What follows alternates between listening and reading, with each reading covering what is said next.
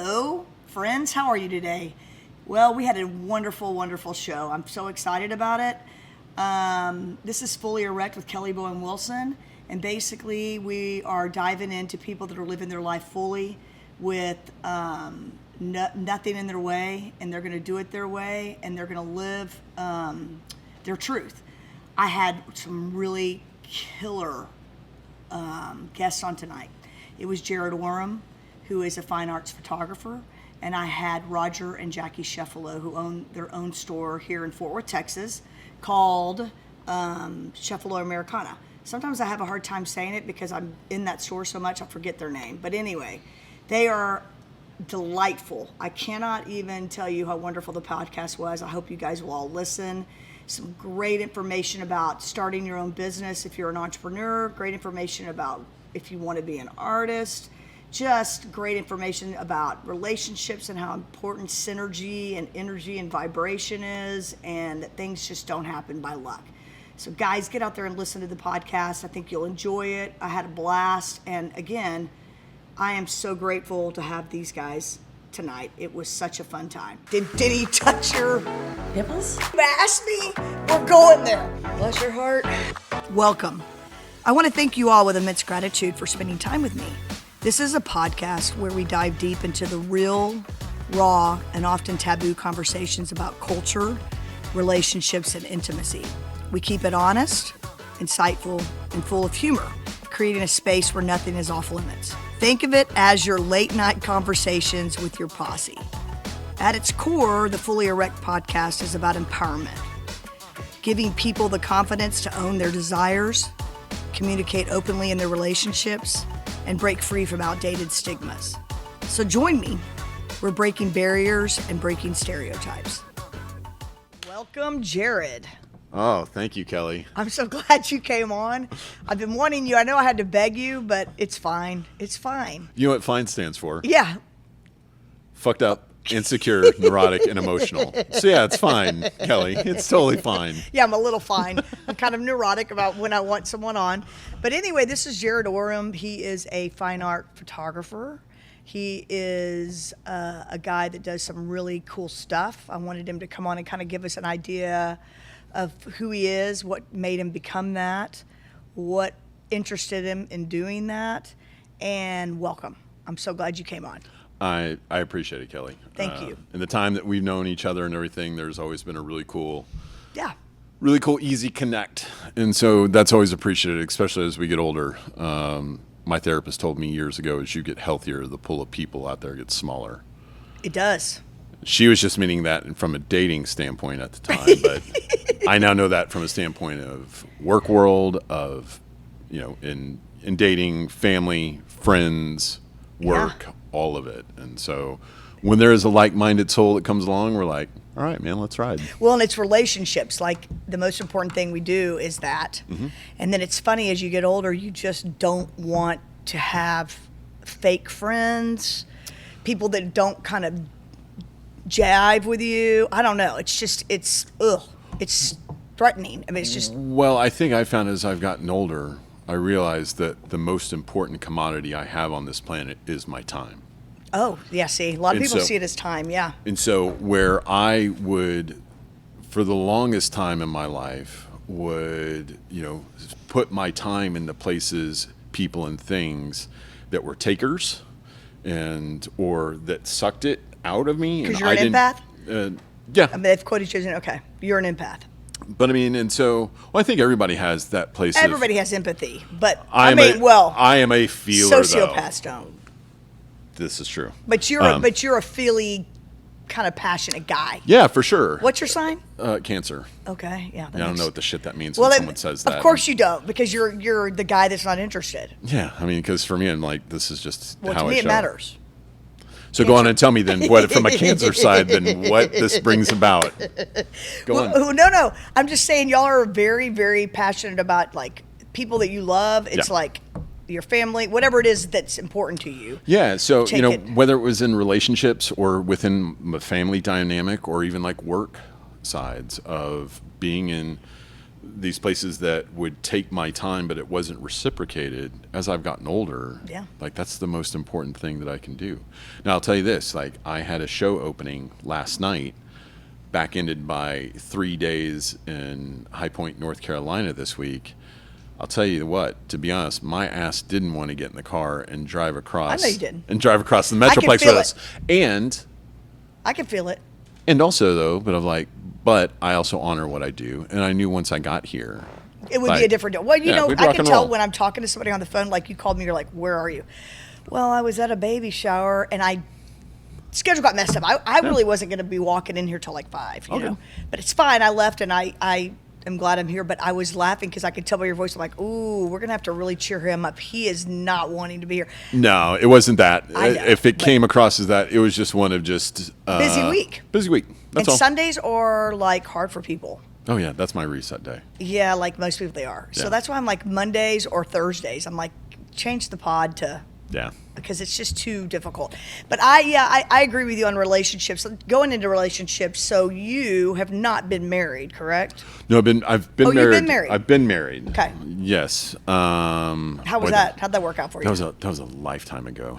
So it was just a Yeah, I mean, so we're just jumping right into marriage Relationships. right No, off I'm the just top curious. of this thing. No, I'm just kinda Jarrod's curious. a fine art photographer that does a Okay. lot of cool things. But hey, are you married? Marriage. What the shit? well, I mean, because I just am thinking, you know, it's not for the weak. No, And, you know, I mean, like, it's hard. there's a lot of things that we could lead up to No, that, but I no, don't here lead we up- are. no, I no, don't- no. So, No, I no, don't do that. was married. I got married in 2012, divorced in 2013. Okay, that's good. You know, So you it know. was, we realized early, I mean, figured out that like, oh, we were good friends. I also didn't, you know, at that time I got sober in 2007. So I was about 5 years sober.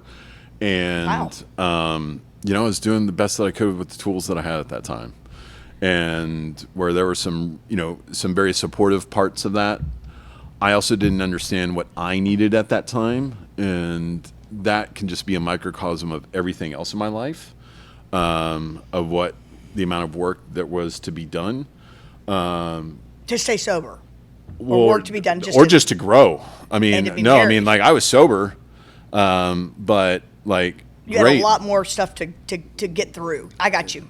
Yeah. Taking away alcohol and making some amends and finding something greater in yourself is a great start, and then life really begins. Mm-hmm. And so, yeah, and so, you know, we were married for about a year, and, you know, I went to therapy, and because I promised her that I would, and to clean up my side of the street.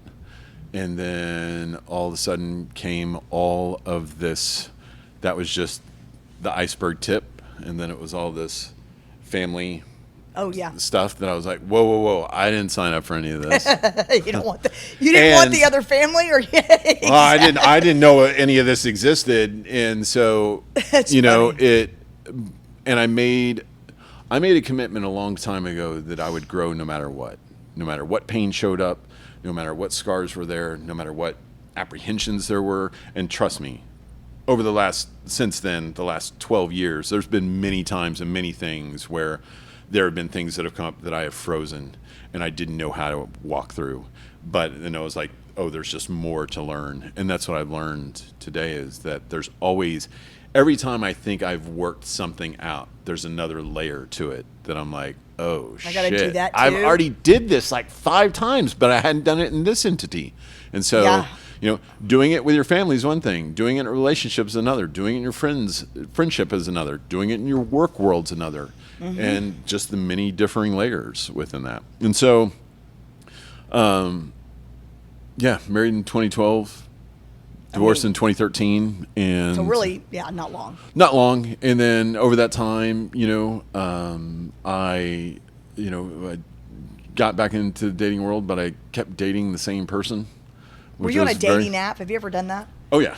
What's that like? Well, back then it was great because people actually used them to meet people. But you think now it's turned into something? Because the young, I mean, I feel like the younger generation, the 20s, that's how they're meeting people besides the little group they stay with. And I they're not- read this article that people have taken it more to akin as from a psychological side, that it's used more as almost like gaming today.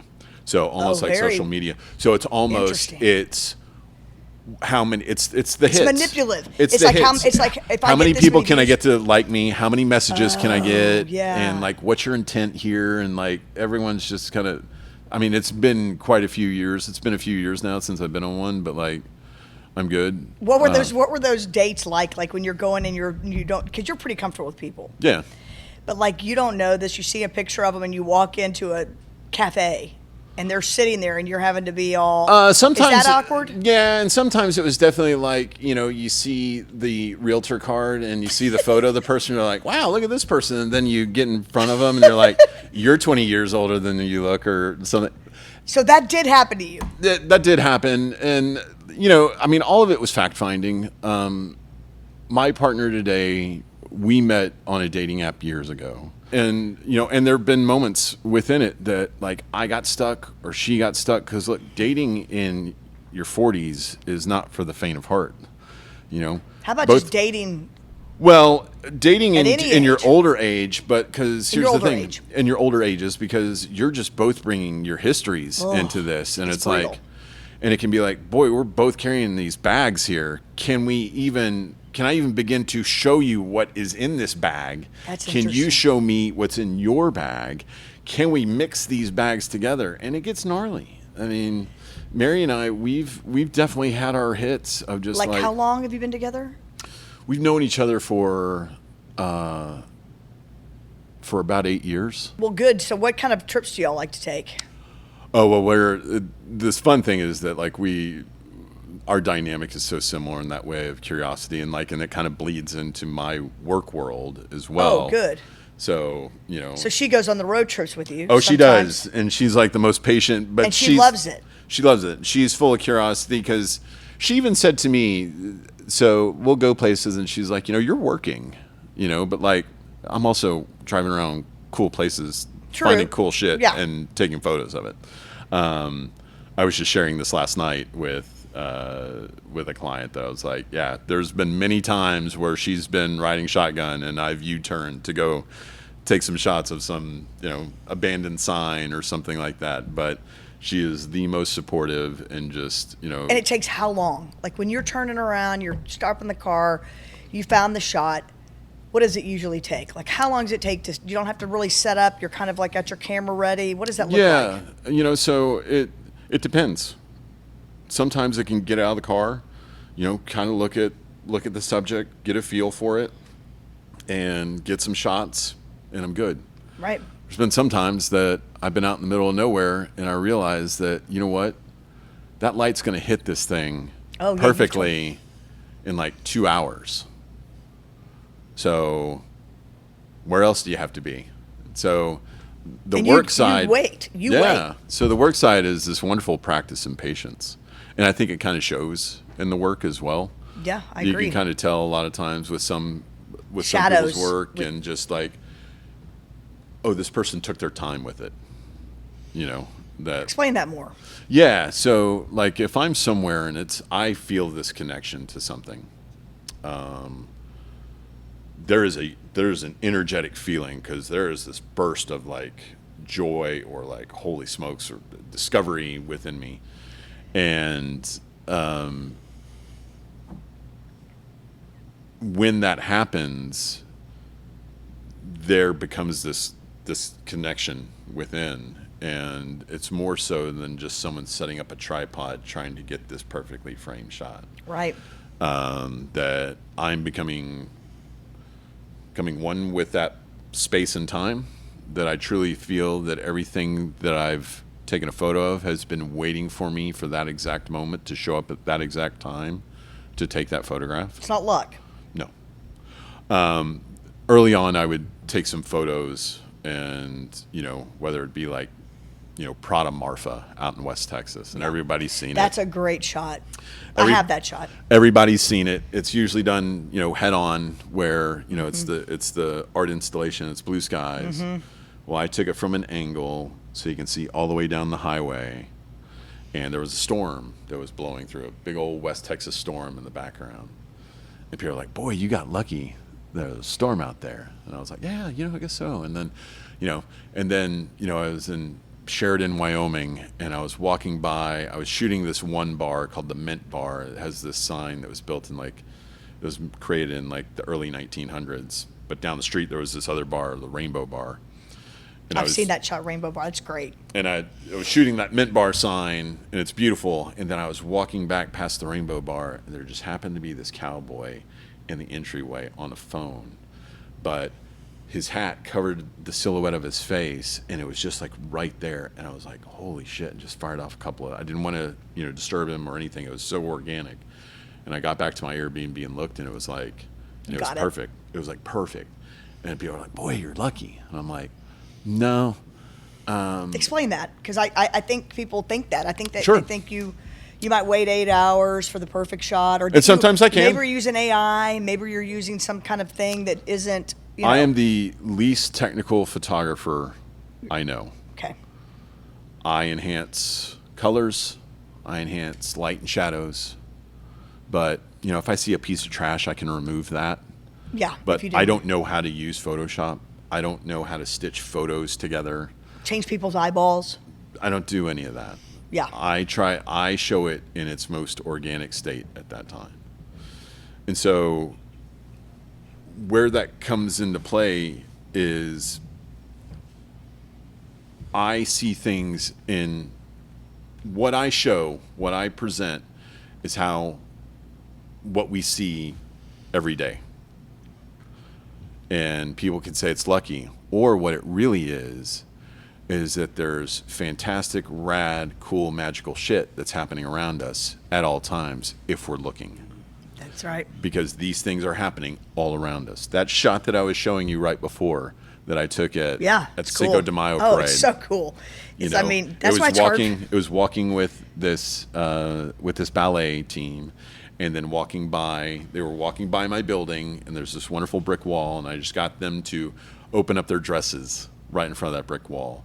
And there's a sign above it that says motionless. It's so awesome. See, that's the thing. Do you have to ask these people? Like, a lot of times, are people pretty gracious about allowing you to take photos of them? Yeah.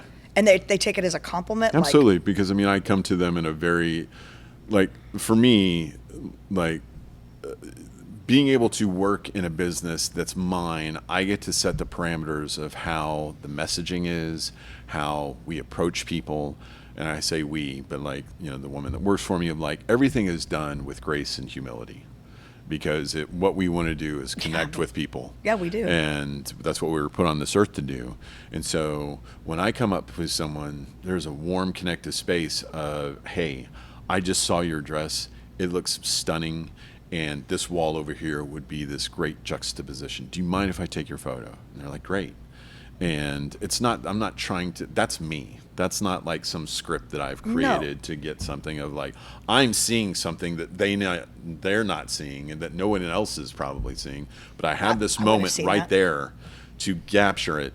And then when I send it to them, they're like, I can't believe this is what with the brick. It was like the brick. I would have never thought the pattern, and I'm visual. Yeah. But that pattern on the brick, right, with that bright, beautiful dress, I would have been like, there might have been some clashing going on. Yeah. But it's not at all. Yeah. And he was real cool. Yeah. Like the guys. The symmetry of him with his colors and he's pretty special. The outlet within it, his design within mixed with those bricks. It's very cool. It's very cool. What was your favorite thing you've ever shot? And why? Come on, that's why? that's like asking what's your favorite song or it's sort of what's your favorite kid. No, actually, everybody knows who their favorite kid is. I didn't think about this, but I'm thinking to myself, what was the one the most special to you? Because you really didn't think maybe you didn't think it was that great till you got home and you were like, okay, this turned out. And why did it turn out? To you, what made it so? It's interesting that the one that I just talked about, that Rainbow Bar shot. I love that shot too. With the cowboy sitting in the entryway. It's a great one. It was just you couldn't look. There's a lot of fine art photographers today that do some serious art directing and a lot of pre-production to craft the perfect shot. And I think the process of that is really cool, having a production background. And you can't fake something that is you capture in the wild. No. So him just sitting in there and like the brim of his cap, you see his shirt, but you do not see his face. I know. I wish As we the had it up, outline. but Oh, well. I mean, it's just so cool. Where's your favorite place you've been that you photographed? Everybody says Marfa. Everybody says, I don't know. I just feel like there's a lot of something for photographers me. do that. There's something for me that when I started doing this just as an aside, just for joy, I loved getting in the car and driving out to West Texas, finding a few little swaths of like small towns, Right. driving around them and just trying to find weird, cool stuff. And that was a so- hobby. It was a Yeah. hobby that turned into, yeah. Yeah. No, my photography wasn't something that like I said, I come from a production background, so I started off in film production. I moved into live TV and then into advertising and then in-house into marketing. That's just kind of where my career took me. So there's always been a visual side to it. But photography was just something on the side. In fact, Mary, my partner, she was the one that got me like my first big kid camera because she saw something in it. And she would never say it. She was such a catalyst and has been such a champion in me getting to this place today, and just being in a insanely loving, kind, supportive way. That's awesome. It's great, and Give me an example. Okay, you were in marketing and you did film production. yep. So kind of talk to me about that. And then how you just sort of liked photography, but you just kind of, Well, yeah. So I mean, I grew up with a photographer. My mom was a Oh. portrait wedding photographer, and so I That mean, makes sense. I grew up with she's very grateful that one of her kids has an eye today. so she's pretty good. Oh yeah, You no, look at her she's- work and it's great. I grew up going to the Botanic Gardens 3 times a week while she did bridal portraits and everything. And you were holding the veils and holding the Oh no! My dress. brother and I were out running in the woods and shit. We weren't helping her or anything. It was like, get out there and we can just go play with, make our own forts and stuff. Oh, okay. So that was she was just doing her work. She and was you doing her guys- work, but she didn't have anyone to watch us, so we just went Yeah. with her. And and there would be many times that like at the end we'd be driving down the street or driving down a road and like sunset would happen. She'd stop the car and she'd be like, Jarrod, look at the sunlight. And I was like, this is the dumbest thing ever. And now, what do I do today? You do the exact same Oh thing. yeah, come on! I'm driving I down. mean, you're I'm like, I gotta yo, do this. y'all, I gotta- like, check this light out. This is Your the mom- gift it's that we funny get how for the you day. grasp onto things your Yeah. parents. That's funny. Yeah. So grew up with a photographer, and then I was always drawn, like you. I went to, I was in radio. I loved the spoken word. I love the production side of it.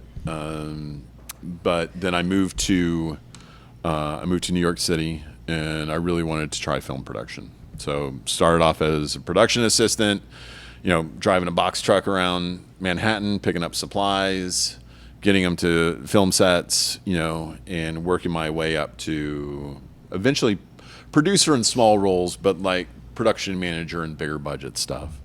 From there, I ventured into live television for Fox Sports. Oh, I didn't know that. Yeah, so Very cool. would work on the post game shows, so creating all the highlights and everything after a game. So kind of their Sports Center-esque shows that help produce those shows and everything. So you picked everything. You kind of edited everything. Yep. You put that on. Okay. Yep. Cool. And then from there went into advertising. And God, what was that like? Just beating the pavement, right? Oh, well, I mean, all these roles were straight out of, toxic, douchey, middle-aged white men that would just, Own you. yeah, I mean, and so, not understanding that until, leaving my last job in September of 2022, there were still many instances. Oh, is that of when you did that? Yeah. Gosh. No, I'm That's sorry. not that far. I left my job in September of 2021. Was that during COVID? Where you were kind of forced to do it, or no? No. I just couldn't do it anymore. And I where was was done. that? That was back here. Okay. So I lived in New York. That's where I did film production. I did live TV in Denver, and then back here in Dallas. And then I moved to Las Vegas in 2006 and worked in advertising out there until 2013. in 2013. I moved back to Texas then, and then I moved back to Las Vegas March 1st of 2020 to launch, Vegas. Yeah, to launch a brand. Okay. You know, no better time to launch an unknown brand than 2 weeks before a pandemic while you move cross country. Oh, is that what it was? Yeah, come on, March gosh. 2020. Yeah. The timeline here. Yeah. Yeah, it was a nightmare. Yeah. The cool thing. 2021 was really the worst of it. No, 2020 was when we got locked down. Well, we lived in Texas. You know, we got locked down, 2 weeks? Yeah. Everybody's like, Yeah, the rest of the whatever. world. The rest of the world was locked down. The Vegas cool the same thing. way? No, I mean, Okay, 'cause Texas really, it was casinos were closed for, I think, something like, they didn't reopen until June. No kidding? Yeah, and like the only time that casinos had ever been closed before was for one day, and that was after JFK was assassinated. Wow. Yeah. I did not know that. So, I'm not a Vegas-y person. No. So when the strip shut down, it wasn't like I was. Dying. Yeah. You're not a gambler? No, I like my money. Yeah, I'm not a gambler at all. I would much rather spend that money. I'd rather buy art. I'd much rather buy sneakers and shit like that Yeah, than me too. I'm the spend same. it on blackjack. I'm the exact same Come way. on. I don't know. I don't know what the brain is that's different that enjoys that. I don't need those hits. You know, Yeah. I don't need. You know, gambling is just like social media. It's not It's not the outcome. That's why they talk about how social media is so addictive. When you're in the swipe, Oh, it's just like especially it's YouTube. not what you're seeing, and especially it's just like gambling. So it's not the outcome; it's the split second before you know the outcome is the my hit. So in a social media scroll, it's not where you're watching; it's what am I going to see next? That's the thing that Wow. fires in us. So no, I'm not a Vegas-y person, but I was in the Southwest with my camera, and there was nothing to do on the weekends, so I would just get around and drive around the Southwest, and it's kind of like my Malcolm Gladwell 10,000 hours of I just went and shot and found my aesthetic and really started just leaning into it because I'd sold a couple of pieces to some interior designers before that, but it was still just like this. It was a thing. And You I didn't always learn in looked at school. You didn't learn in school. It No, was no, no no, no, technical. no. This is the f-stop, and this is because I took photography in school. I still don't know what that shit is. You don't? You really don't? I mean, know it was- I know how to program it it was- in my head based on light and everything. I've got it down. But if Can you do your own film, like in a black and white? I learned all that in college, man. Congratulations. That was my electives. I took 2 elective classes of photography. Loved it. I'm sure it's great. Like, Which look, it there's a only did part of black me. and white, but it was just you learned how to. There's a it's part of fun. me. No, because film is such an art, and Totally. the processing is such an art. Yep. I have my mom's Hasselblad medium format camera. Hasselblad, is that like a German? What Yeah. is that? Okay, so you use Nikon or No, I'm a Canon? Leica guy.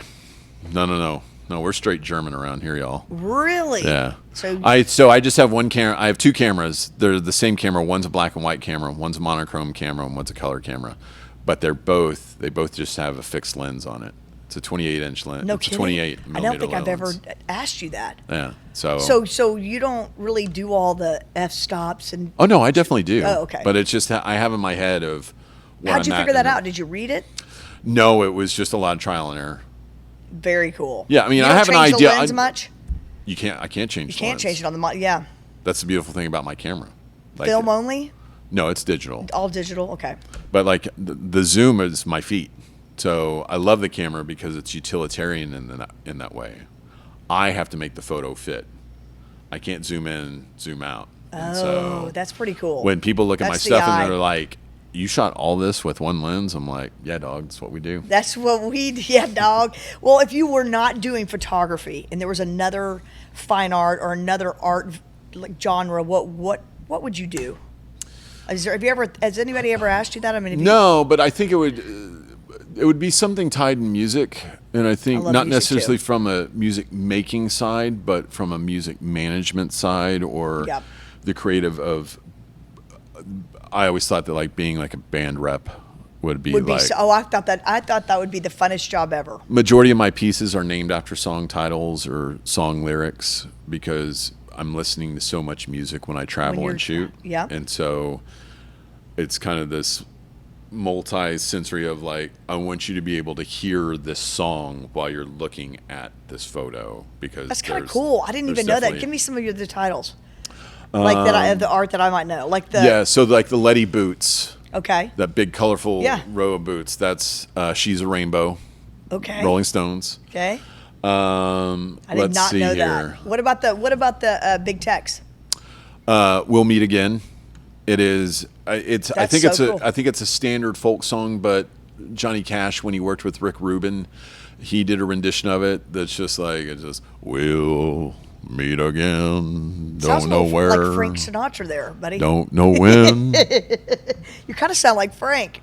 Actually, you have a pretty good voice. I know. Maybe you should sing for us. I get low. I have sung. I have sung "Ring of Fire" at many wedding. Oh, really? Yeah. I mean, I'm not trying to do any Fred Mercury shit with these pipes around here. Like, let's know where we go. Like, da-da-da. No, it's like, no, love is a burning thing. Like, It that's works how for everybody. Yeah. I feel like most people can go low over high. Probably. You can move your voice low. Yeah, it's easier to hit that, and then when people try to hit it. No, but I've loved music, and everybody says that. And like, for me, one of my collector sides is finding original the pressings of certain vinyls, and so I love the physical medium of music, especially the old albums. Do you have a record player still? Oh yeah. You kept your original record player, or did you go buy one? No. I bought a new one. Okay, good. Yeah, Because no. I feel guilty about getting rid of mine. I had some of the best records. And Well, you should I about listened getting to rid them. of records. Well, I didn't. Did you? No, but did you everybody keep your did. CDs?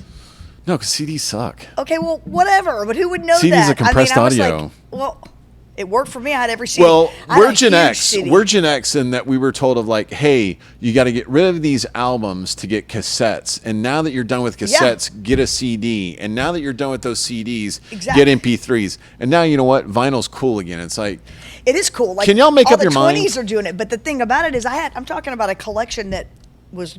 I loved it. Like, the cool thing is, trashed at a garage sale. I mean, the wonderful thing for me now is like being at a record store and finding an original. Where do you find those? Like, do we have any in Dallas? I guess in Dallas we got Absolutely. So I could easily go get another record player. I may do that. There's a I love fantastic turning a table. fantastic record store in right off 7th, Doc Holliday's.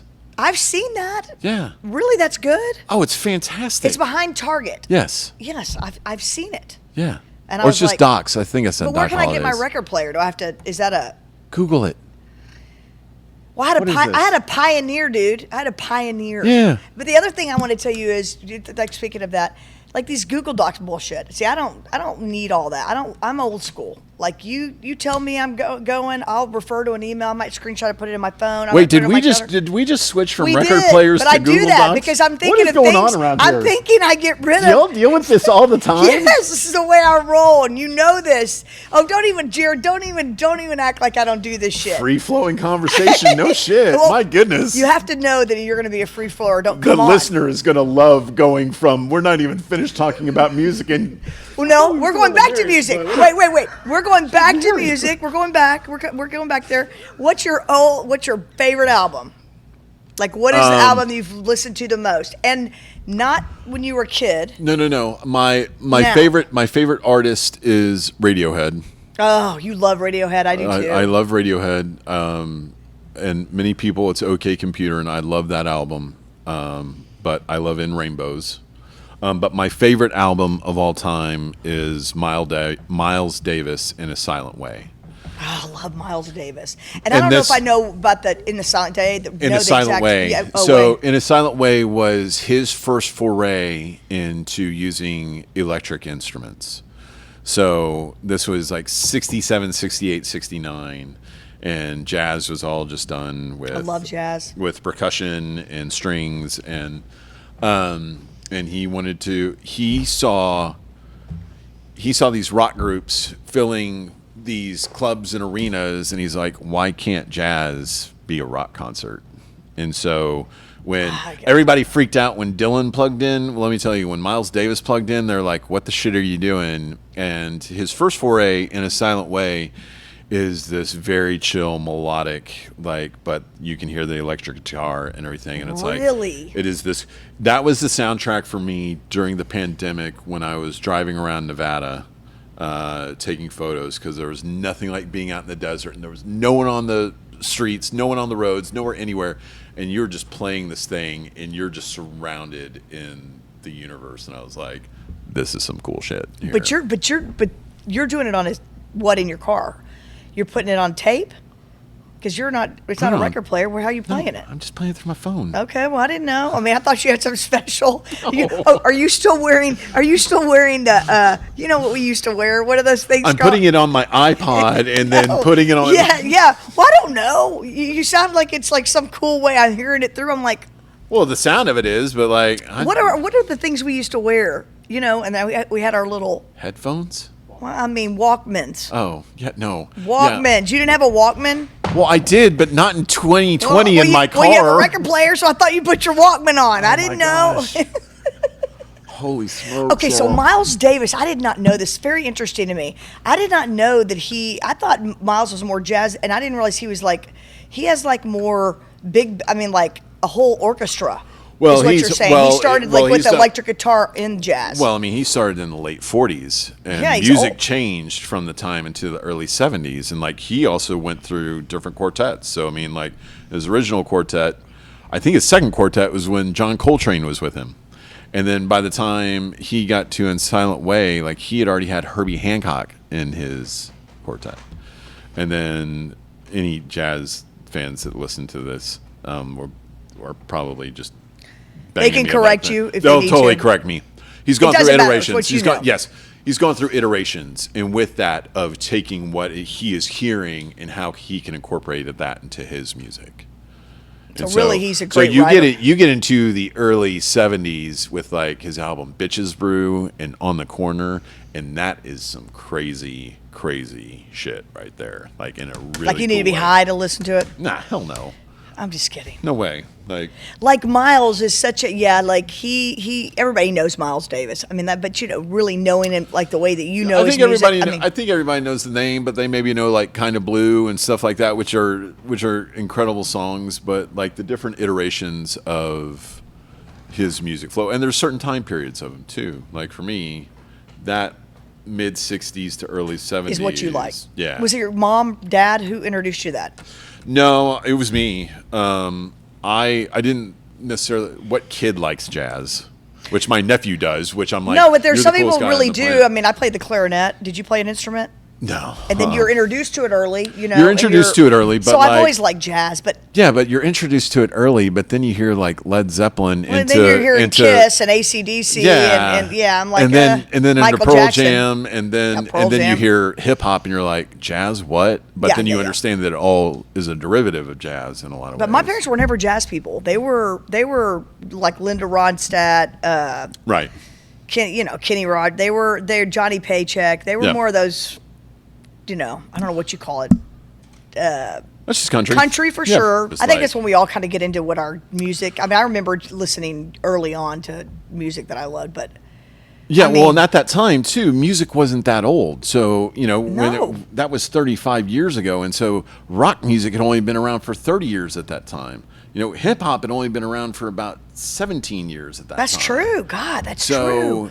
at What- that time, like anything new that was hitting was like you had never heard before.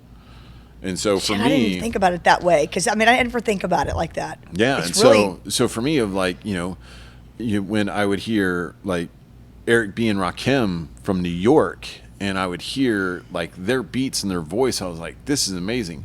Then all of a sudden, there's this thing called West Coast rap, and and then Dr. Dre creates this West Coast I didn't know sound. you were a rap fan. Oh yeah, because I mean, like if you look at Were you a how- skateboarder too? Yeah, Yeah, and so that's why you liked it. well, for me, there was the art to it, though, too, in that people are like, this isn't art. They're not real musicians. And if you understand how sampling happens, of how they find these 3 beats off this archaic album from like 1969 and turn it into this song, like how they can hear that one note. See, I had no idea. I mean, I think rap's great. I'm not a rap fan. I mean, I'm not like you guys, young guys of my. There's I'm so older many than you, hip hop but- songs that have derivatives of original jazz beats that they've taken and incorporated into songs. That's And so, cool. And so a lot of that kind of incorporates back into my work of like hearing that stuff and what it does for me sonically and emotionally. And so when I'm seeing something to shoot, if I can channel that into that photo, like you can feel the kinetic side of both of those. And you're hearing music as you're doing Yeah, the for photographs. sure. That's cool. For sure. You don't have your earphones in, or you do have them in a lot Sometimes. of times. Yeah, it's sometimes. You know, if I'm walking the streets of New York at night, it's cool to kind of create like a soundtrack. Okay. And so I'm listening, and then that kind of gets me into the flow of things. And, you know, I just kind of have this head on a beacon, right? You know, just looking for different stories. And you know, faces have a lot of stories. I'm surprised you don't. That's not really your deal. You know what I mean? Like, It's not, there's like, some even those- great photographers that do these faces that are just like, Yeah. you know, someone on a bench at Central Park, and I can capture some of those moments. yeah, But a lot of times for me, it's capturing a feeling.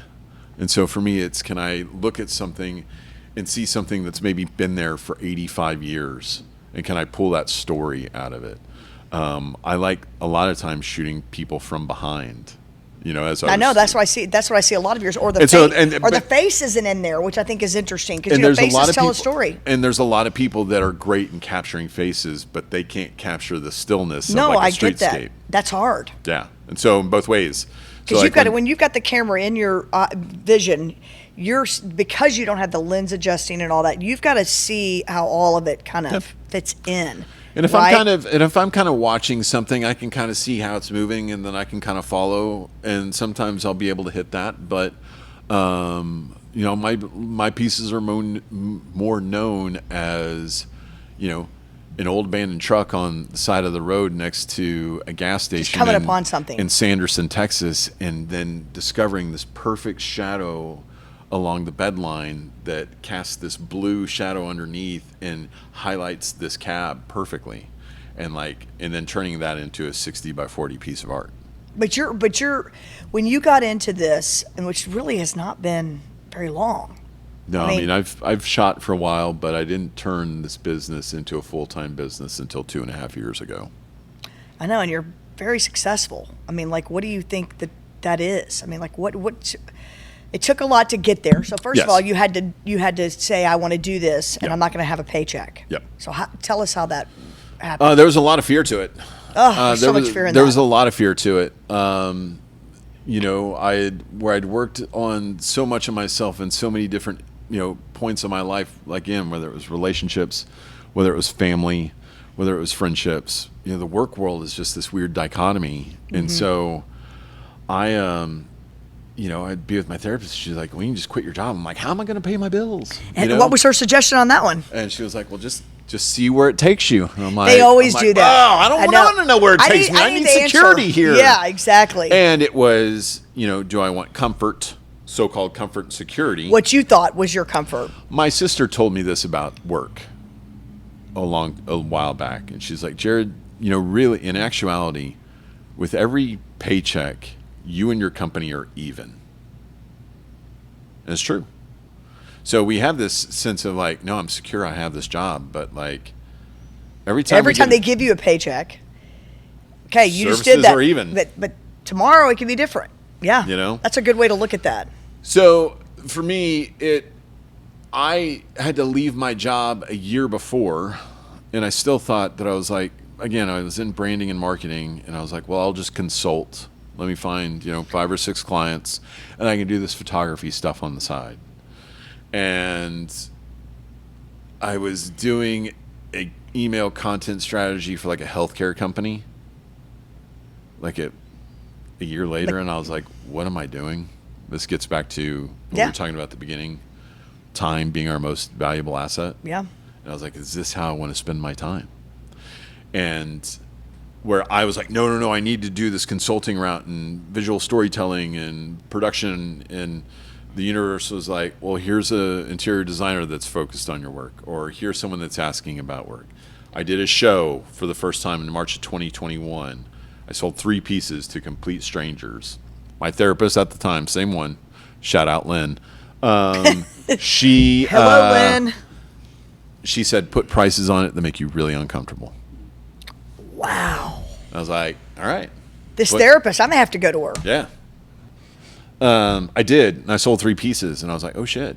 And I was like, so from then, I mean, I was unknown, and at that time I put prices at like $2,900 on photos. But And I you was talked to somebody, like who was the gallery owner? Like, did you go and go out and get them? There are people that I had known for a while in Dallas, Yeah, and good. so they'd seen the work, and so when they were coming out of COVID, they're like, hey, we want you to be a part of a group show and use some of these things, use some of the shots that you've taken. And, you know, at that time, I'd done a couple of larger format, just print only for people, and so I went in there, I was like, yeah, we can do like a couple of 16 by 24s and shit like that. And they're like, no.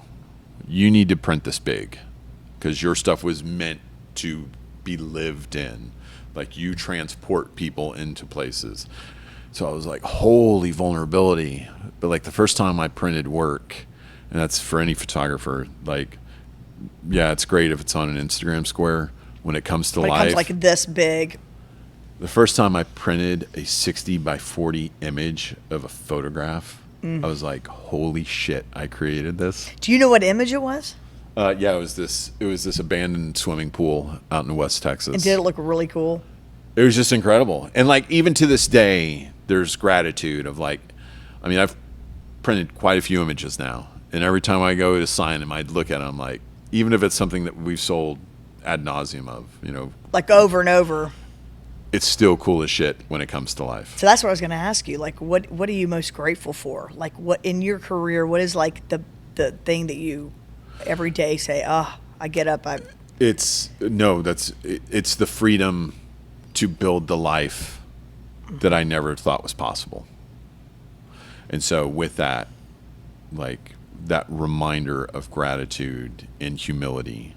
And Humility is a big word. It is. And Ooh. boy. And fear. See, like fear can just completely cripple you. It can.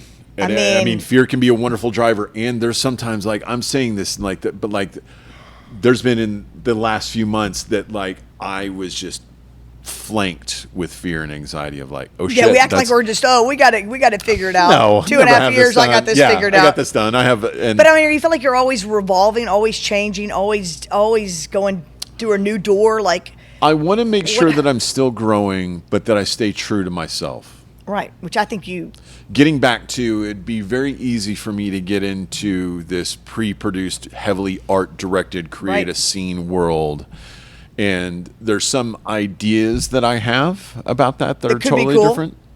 And the joy of finding something that my eyes stumbled upon. Yeah, it's pretty cool. You know, that to me is in the vein of, I shoot what you see in everyday, like I said, I shoot what you see in everyday life. It's the things that everybody's walking by. They were all walking by that same stuff. I mean, That's I think happening. I'm, I don't think I'm a great photographer, but I think that I like to take photos of cool stuff when I'm on vacation and stuff. But like some of the stuff that you capture, that's the thing. Like you said to me, and I'll never forget it. It's like you said, "Oh, another podcast," and I thought about it, and I thought, "Yeah, what an asshole. I'm not sure I want him on." And then I thought, get over it, Kelly. Get over your fear. You know what? He's right. There is a lot. There's a ton. And the thing about it is, it's sort of like your art. There's a ton of people out there that would pass by something, see it, and be like, I didn't see that the way that Jarrod did. Yep. But see, that's the way you saw it. That's the way you did Yep. it. It's like having your own podcast. It's like, well, you got to put yourself out there, and 100%. what makes yours more interesting than so and so's? Well, I mean, there's one for everybody. Does that make sense? Like being, yes, and I hope you know that I was saying that in a tongue-in-cheek way. No. When I said that. I know how you were saying it. Don't try to pull. No, it was I'm playing like- with you. No, I'm playing with you. But when you're No, because here's the because of the fear of doing it. Yeah. Because it's fearful. I mean, like you can 100%. be a very confident person and know you're good at your career, know that you're certain things you're good at, but you put yourself out there. At least for me in this podcast, it's more like, people are going to visualize, they're going to criticize you. Do we have to have video? Hell no, I don't want video.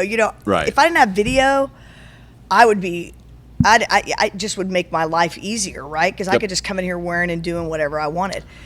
So there's some fear in that. It's and a lot of but vulnerability. you had to like go over, and humility, and there's criticism, and people are criticizing. Look, we live I mean, in this just as- age where you want to physically whether it's through voice, whether it's through appearance, of put yourself and then share your ideas and thoughts. We live in a very critical society that Very just critical. opens up that. And Yeah. so, yes, it was very tongue-in-cheek said in that way. With No, you, 'cause it was I like, believe you, but I know you've been there. The same Yeah. kind of fear where you're like, ooh, can I, like, what if they don't? Yes, okay. there's so a people bought your- comparison. There's a comparison with everything. Yeah. You know, like I would be lying if I didn't compare myself. If I'm, pieces of mine that are in, in a gallery, or a showroom with others, and that's like- hard. That really and is then hard. I'm like, why are they selling and I'm not? And like, and then you get in really this- no. That's what I'm saying. You and get I'm like, real insecure. It's like oh it's no, like it can come and it's like, hey man, you're good. Like you're good. Like the But you have to kind of tell yourself, or you have to go to your therapist and be like, "What the?" No, fuck? I mean, like, I think a lot of times that's usually, that's the iceberg effect. Something that affects you right off the bat. There's usually something underneath it that's That you need to work really on, deep. really, That's right? really deep, for sure. Because I can imagine as an artist, and I remember artists should. It's so hard, I think, as an artist to represent yourself, and that's what I think is interesting. You do. It can and be. I just think there's got to be some insecurities. But then I start thinking about like, well, gosh, I mean, the train's going. Do y'all hear the train? Isn't that kind of cool? So you feel like you're like in a cool. You could actually go get your camera and take some pictures if you need to We're on a ride. with the train. I've always been No, enamored by so trains. getting into this, I decided early on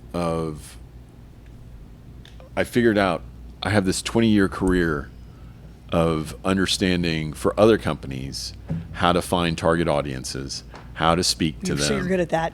And so when it came time to do this, I was very lasered focused on who I wanted to sell to, who my three audiences were. What is that? High-end collectors, Okay. individuals, galleries and showrooms, and interior designers. Well, you do know your market. Yeah. Wow. And so interior designers are great from the standpoint is that they always have a revolving set of clients with a bunch of different aesthetics. They do. So for me, when people ask, they're like, oh, you're a Texas photographer. I'm like, well, I'm based here. And yeah, I shoot a lot of stuff in Texas. And like, Texas people love their Texas stuff. But you're from Texas, right? Yeah. But me too. but I shoot all around the world and I shoot different aesthetics because I will shoot something that necessarily isn't something that I would shoot for fun, but I'm like, there's someone that is going to like this.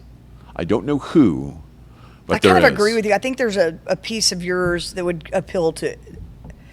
I mean, I've looked at that book. I mean, I'm sure you have way more photos than Yeah, that, and I've I mean- seen a bunch of your big stuff, and I've had people that have bought it from you. Yeah, I mean- clients. But I'm telling you, there's got to be something for everybody. Jackie's husband laid it out this way, and it's so perfect, and it's true. You could drop Jarrod anywhere on this planet, and he would show you a story that you've never seen before. Wow, he said that. Yeah. He makes me look like an idiot. I No, didn't no, even no. come up That's with that. Roger, though. Come Oh, on, I he's love always. Roger. He's so good with his I words. mean, like, He, like- I need that guy just as a publicist and a hype man everywhere I go because. No, he's a great. But when he said that, I was like, you're absolutely right. Like that is how I approach things. Well, so like if you like, has there been somewhere that you think if I could get there, if I can get to this place, like a country or a state or a city, I could just photograph. I've got to see this. I mean, like Mount Rushmore. I mean, I don't care. Whatever. So for me, personally, it would be Japan. It would be Tokyo. Ugh, Tokyo. I lived there. All of the neon at night, especially when it rains. Oh, so you want? It's the rain and the night it's the and mood, but mood. also it's also the temples. It's everything about. There's a lot of color too. Yes, And a you lot like of that. color, a lot of detail, a lot of stories. So yeah, Mary and I, we've talked about that's the trip that our next big trip that we want to do. We have one scheduled for this summer. And where are you going? Going to England and Morocco. You're going to both? Yeah. On that trip. So wow. it So you're starts- flying into Heathrow and So then. I fly into Heathrow. I go to the British Grand Prix for 3 days. Oh, you're going to the Grand Prix. Yeah. Mary's going down to Spain to pick up her daughter, who's in an immersion program. Perfect. We all then meet in Marrakesh. I've wanted to go to Marrakesh Yeah. for years. So we go there for a few You're going to days. get some great photography. Oh, yeah. So I'm actually going to wait. When do you get back? I'm going to wait to see what Okay. you get because I've got this wall that I've got to put on, but I'm just like, Yeah. I want to buy the piece. So from there, then we go back to London, and then we're taking the girls to see Billie Eilish in London. Are y'all? And then we put them on a plane the next day, and then we take a train up to York, and she has a master's in medieval studies, and so all the medieval architecture there. And then we take a train over to Manchester to see Oasis. The band? Yeah. What do you mean? I mean, I don't know Oasis that well, though. I mean, like, give me one of their songs. Sing it to me. Champagne Supernova. Oh, yeah. Okay. Wonderwall. I mean, I do know. Everybody know. I'm not singing. I'm not. But I don't know Oasis. the off stuff. Yeah. And I know some Billie Eilish. They're from but Manchester, so it's going to be massive and huge. But well, the Beatles, were they from Manchester? No, that was David Liverpool. Beckham. David Beckham. He's from Manchester. He's sports and not music, though. Too. I don't care. At least I got the place right. He's hot. So anyway, moving back to that. So would love Japan. Now, from a client side, yeah, I want to go to Positano. Yeah, of course. But here's the thing. But what are you capturing there? What everybody else captures? No. I know. I'm playing with But that's the thing of going there with my eye and capturing it in a way that no one's ever shown it before. I know. It's easy to get on a boat and get out in the water and showcase those rocks. God, I'm so curious what you would get when you go. Yeah. For me, it's like, Capri, you'll go to Capri. Yeah. Okay. For me, it's like, whenever I travel, here's a good plug. I bring my Shuffalo Americana hat with me. Cowboy hat? Yep. But is it the actual straw hat, or do you bring the felt? I bring the felt. Do you have a good one? Oh yeah. Yeah, he's conned me into that too. I've got a good one too. I got a beauty. Are you going to travel with yours? Oh yeah, for sure. Okay. Because the idea of like sticking that hat on the pole of a all grass tennis court in York, England, to get that western juxtaposition with like this, grass green tennis court. Yeah. Throw that in one of the markets in Marrakesh. So you think you're going to do that all over with that hat? Might do some playful things with it. Okay, cool. I might like that. I think I would. So probably it's something want one of like those. that where it's like it's more organic because it's not like I'm scouting places or anything, but like I've put that in a couple of shots over the past year or so. And it looked good? Yes, and it's just very playful of setting it on this fence with two horses on the side of the road. Oh, yeah. They're both just kind of coming up and just hamming it up. In the Cotswolds. You could actually do a book on that. It could be kind of cool. That'd be cool to do a book. Yeah. I've thought about a book. What would that look like if you did a book? Like, would you have a bunch of sayings, words? Would you have music, lyrics? What would you do? I'm not sure. The thing is that books from a standpoint, so this gets back to the business side. Everyone's like, you need to do a book. I'm like, all right. Okay, great. You got the money to help me? Well, because here's the thing. The profit margins on a book, like to produce a book is expensive. Yeah, it is. It's like massively expensive. And people do it, though. The rich do it because they go, I can just put a book out there. So this is they can have the money to front it, or there's a publisher with something that's to do hard it within. And so, so it's like, I hear y'all. And like at some point I'd love to, but like the production of it is a lot of cost. Like it is a ton of cost. I'm trying to think like how, I go to some of those art shows where they have the book, like a little card book. And it's kind of cool. You'd look, they've done all this, I don't know. I don't know what those and what that would never benefit you, but it might for a designer. It might if they could actually go through this little book. Yeah, so I've started to create a lesser like soft cover lookbook. Yeah, that's the word. I tried a hardback, but the cost of it was too much, and so I'm looking at options from a soft to with really high potential lead interior designers. Yeah. I'm just saying, even worldly, like they had that little. I could go to Jarrod. Yep. And have that's a. But not Jarrod the Subway guy, because we don't deal with that anymore. The Subway guy. Yeah. You remember him? No. You don't? Good. Did he spell your name the same way? No, he didn't spell it. No. Was he but like, if you don't know his story, we're good. No. Do I want to know it? No, you don't. Jarrod the Subway guy. No. I kind of maybe I'm just completely. Well, he lost a lot of weight eating Subway, but then Oh, the Subway guy. Oh, the sandwich. All I'm thinking of is trains. Okay. Yes, I know. I'm trying. Yeah. It takes me a few minutes. it does. That's all right. I mean, it's horrible. I mean, Yeah, when people are like, Jarrod, I'm like, we can Well, be they're- like the jeweler you or feel like something you're, along like you're those the lines. only but- Jarrod around here. Well, it is definitely it's definitely It's a not. name. It's not.